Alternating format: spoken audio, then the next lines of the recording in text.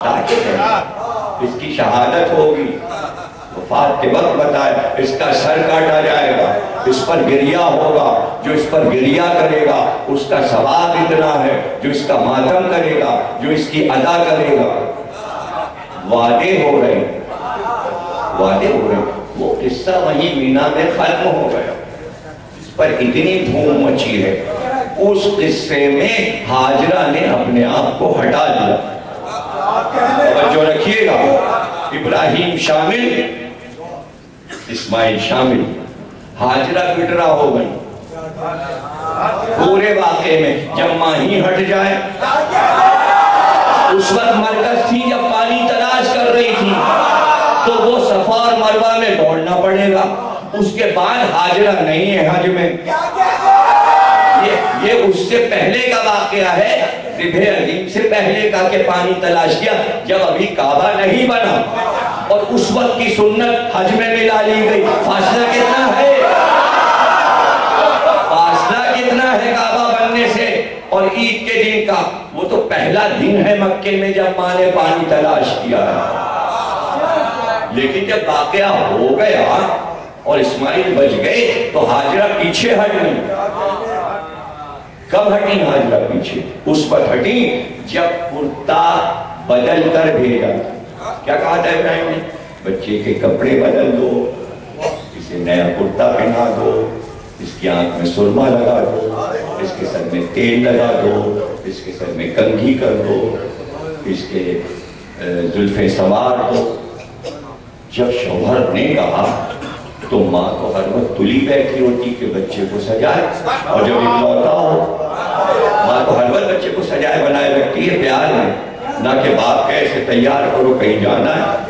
اور ماں نے پوچھا کہاں؟ کہ دوست نے بلایا، آج میں بیٹے کو لے کے جاؤں گا دوست کے پاس۔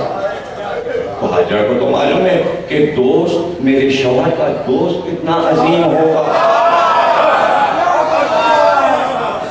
اللہ نے بلایا ہے، دوست نے دونوں، یہ خلیل ہے، وہ بھی ان کا دوست ہے، ان کے دوست ہیں، تو دوست نے بلایا ہے۔ تو جب دوست کیا بھاگ جائے اور بچے کو لے کے جائے، ماں کتنی خوش ہوتی ہے۔ دوست کیا جا رہے ہیں تو کس طرح تیار ہوگا؟ دولہا بنا دیا، کنگھی کی، زلفیں سواری، نیا کرتا پہنایا، اوپر کے تخمے لگائے، بٹن لگایا، تیار کر دیا، کمر کس دی، دولہا سا بنا کے آنکھ میں سرمے لگا دیے اور رخصت کر دیا۔ اور بلکہ چلتے ہوتا آگے ذرا رسی اور چھری بھی دے دو۔ کہ یہ تو آپ نے نئی بات کی، کہیں جانے میں رسی کی کیا ضرورت ہے، چھری کی؟ کہ راستے میں شکار کھیلیں گے، شکار کو رسی سے باندھیں گے، پیڑ میں لٹکائیں گے اور چھری سے اس کو ذبح کریں گے۔ لو، تسلی ہو گئی ہاجرہ کو کہ بچے سے تعلق نہیں ہے رسی اور چھری کا۔ خوشی خوشی رخصت کر دیا، دروازے پہ الوداع کہا، پیار کیا، اسماعیل کو گلے سے لگایا، الوداع کیا، باپ اور بیٹے دونوں چلے گئے۔ گھر میں واپس آ گئی، حجرے میں دروازے سے ہٹ گئی۔ اب ہاجرہ کا کام ختم ہو گیا۔ لیکن جب واپسی ہوئی تو اب کرتا بدلے ہوئے 1 ہفتہ ہو گیا تھا، 7 دن ہو گئے، اسی طرح بنے سمرے تھے اسماعیل۔ کہیں کہیں کرتے پہ شکنیں تھیں، ماں کو حیرانی تھی کہ کرتا کیوں خراب کر لائے، لیکن خون کے دھبے تو نہیں تھے کرتے میں، صرف شکنیں تھیں، ملا ملا کرتا تھا، کچھ جھاڑیاں اور کچھ تنکے اور کچھ کانٹے بھی کرتے میں لگے تھے۔ صاف کر دیا تھا، ہوگا شکار کیا ہوگا، بچہ بھی چلا گیا ہوگا جھاڑی کی طرف۔ یہ بات شوہر سے پوچھنے کی نہیں ہے، اور کوئی پوچھا بھی نہیں کہاں گئے تھے، کیا کیا، کیا کر کے آئے۔ اطمینان تھا ہاجرہ کو۔ 7 دن گزر گئے، کہ لاؤ کرتا کو بدل دوں، دوسرا کرتا پہنا دوں۔ کئی دن ہو گئے، کرتا بدلا، کرتا پہنا بھی دیا، لیکن جب بٹن لگانے لگی اوپر کا تکمہ بند کرنے لگی تو غور سے دیکھا یہاں پر ایک نشان سا پڑا ہوا، فوراً بٹن بند کرتے کرتے مڑی اور کہا، میرے والی، میرے وارث، یہ میرے لال کے گلے پہ نشان کیسا ہے؟ پھر بیٹھ گئے بات۔ کہا، حاجرہ اب سن لو، خواب دیکھا تھا، اللہ کا حکم تھا کہ بیٹے کو ہماری راہ میں ذبح کرو. ہم لے گئے تھے اللہ کی بارگاہ میں ذبح کرنے کے لیے. ہم نے آنکھ پہ پٹی باندھی, چھری اس کے گلے پہ رکھ کے چلائی. کئی بار ایسا ہوا کہ چھری الٹی ہو گئی, ہاتھ میرے کانپنے لگے, میں پٹی ہٹا کے پھر چھری کو سیدھا کرتا تھا. 3 بار ایسا میں نے کیا کہ چھری الٹ جاتی تھی, چھری الٹ جاتی تھی, پھر میں دھار کی طرف سے رکھتا تھا. یہ تو بعد میں پتا چلا, جبریل نے آ کے بتایا کہ جب ابراہیم چلاتے تھے دھار کی طرف سے تو جبریل چھری کو الٹا کر دیتے, کہیں ایسا نہ ہو کہ تیز چل جائے اور دھار سے گلا کٹ جائے. اس لیے کہ جبریل کو انتظار ہے کہ جب تک کہ اللہ فیصلہ نہ کرے تب تک وہ چھری کو الٹ رہے تھے, اور جبریل کو معلوم تھا فیصلہ آنے والا ہے. جو ملک کے اختیار میں تھا وہ کر لیا, اور جو اللہ کے اختیار میں تھا وہ جبریل کو معلوم ہے کہ ابھی وہ اپنا اختیار اس لیے کہ دوست ہے, دوست ہے. تو اس لیے ابراہیم نے پورا قصہ سنا دیا. میں نے کیا جملہ کہا کہ اس پورے حج سے, اس پورے واقعے سے ماں نے اپنے کو وڈرا کر لیا, اپنے کو الگ ہٹا لیا. کیوں الگ ہٹا لیا؟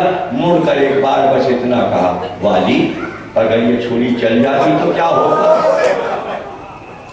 کہتے ہیں 17 دن لیٹ گئی بستر پہ, کروٹیں لیتی رہیں اور صرف ایک جملہ کہتی تھی, پھر بات کرنا چھوڑ دی. کسی سے گھر میں بات نہیں کی, بیٹے کی طرف نہیں دیکھا, شوہر کی طرف نہیں دیکھا, بس کروٹ لیتی تو یہ کہتی چھری چل جاتی تو کیا ہوگا, اگر میرے بیٹے کے گلے پہ چھری چل جاتی تو کیا ہوگا. اور یہ کہتے کہتے انتقال ہو گیا. گویا ماں نے اپنے آپ کو ہٹا لیا, یہ کہہ کر چھری چل جاتی تو کیا ہوگا. یعنی ماں نے اس بات کو اللہ کی بارگاہ میں پیش کر دیا کہ اگر میں وہاں ہوتی تو چھری نہیں چل سکتی تھی. میں ماں ہوں, میں آج بھی شکوہ کر رہی ہوں کہ اگر چھری چل جاتی تو کیا ہوتی. اگر چھری چل جاتی تو پھر مجھ پہ کیا گزرتی. اگر یہ ماں نہ بتائے تو پھر وہ ماں نہیں ہے. نہیں سمجھ رہے آپ, مجھے آگے بڑھنا ہے, بات کو سمجھے. تقریر ختم ہو گئی, اظہار ضروری ہے. اگر حاجرہ ایسا نہ کرتی, دنیا کہتی کتنی سخت دل ماں تھی کہ بچہ ذبح کے لیے گیا. تو اگر حاجرہ کے سامنے ذبح ہوتا تو کیا ماں چپ رہتی؟ حاجرہ نے بتایا کبھی چپ نہ رہتی. جس کی پیاس کے لیے میں تڑپی ہوں, دوڑی ہوں اور 7 چکر لگائے, اس کے لیے میں کیسے منظور کرتی کہ میرے سامنے اس کا گلا کٹ جائے. میں ماں ہوں. پتہ چلا یہ منزل مشکل ہے. حاجرہ جیسی صابرہ کے لیے بھی منزل مشکل تھی کہ یہ کیسے ہو سکتا ہے کہ جس بچے کو میں دودھ پلاؤں اس کے گلے پر خنجر چل جائے. صرف نشان پڑ گیا تو شکوہ کیا. یہ کون سی تیری دنیا ہے, تو نے ہی عطا کیا. ٹھیک ہے وہ نبی ہیں, انہیں حکم ہوا ہے. میں ماں ہوں, میں ماں ہوں, میں ماں ہوں. تو آپ دونوں چیزوں کو ملا لیجئے. حاجرہ ماں تھیں اس لیے دوڑی پانی کے لیے. حاجرہ ماں تھیں اس لیے دوڑی پانی کے لیے. ماں کے اوپر واجب ہے بچے کو بچانا. جب پانی کے لیے دوڑی اور چشمہ پھوٹ نکلا اور پانی پی لیا تو اطمینان ہو گیا. وہی حج بن گیا, وہی کعبہ بن گیا, وہی زمزم بن گیا. یعنی ماں کے صبر پر ایک یادگار بنا دی گئی, لیکن بچہ پیاسا نہیں رہا. اور جب ماں کو یہ پتا چلا کہ خنجر چلنے والا تھا تو بڈرا ہو گئی کہ میں دنیا سے چلی جاؤں گی, یہ غم نہیں اٹھاؤں گی اور نہ یہ نشان دیکھوں گی. ماں کی عظمت